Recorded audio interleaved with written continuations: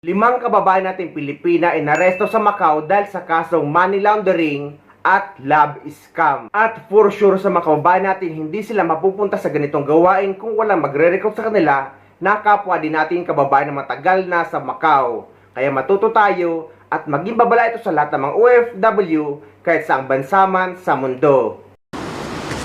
The 5 arrested women, aged between 38 and 49, are reportedly employed as cleaners, domestic helpers, and waitresses. The Judiciary Police said they received a report from an elderly male Macau resident who suspected he had fallen victim to a romance scam. The fraudster lured the victim into making transfers totaling approximately 32,000 Batakish by claiming to send him luxury watches and cash while demanding payment for fuel taxes and customs fines, before subsequently cutting off all contact.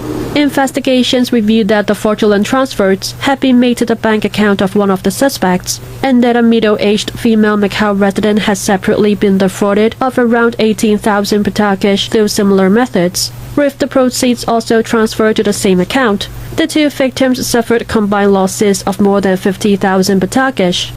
After the first detainee received the funds, she immediately split the fraudulent proceeds into multiple smaller transfers. 3 of these transfers, totaling 40,633 patakas, were made to the bank accounts of the second, third, and fourth detainees.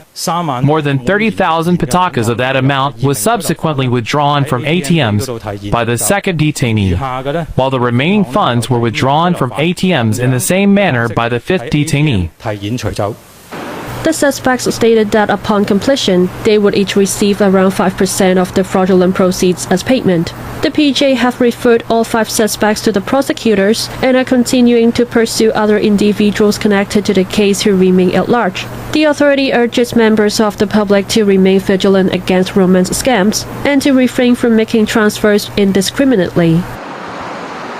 So guys, kung may mag-alok man sa inyo na kababayan natin ng extra income at kung illegal ito, ay wag na wag nyo nang papasukin. Dahil ang illegal na gawain, sa una lang kayo kikita ng pera, ngunit pagdating ng araw o pagdating ng isang araw, ay ganito ang magiging sitwasyon nyo. Makukulong kayo, mahuhuli ng pulis, at madideport pa kayo pauwi sa Pilipinas.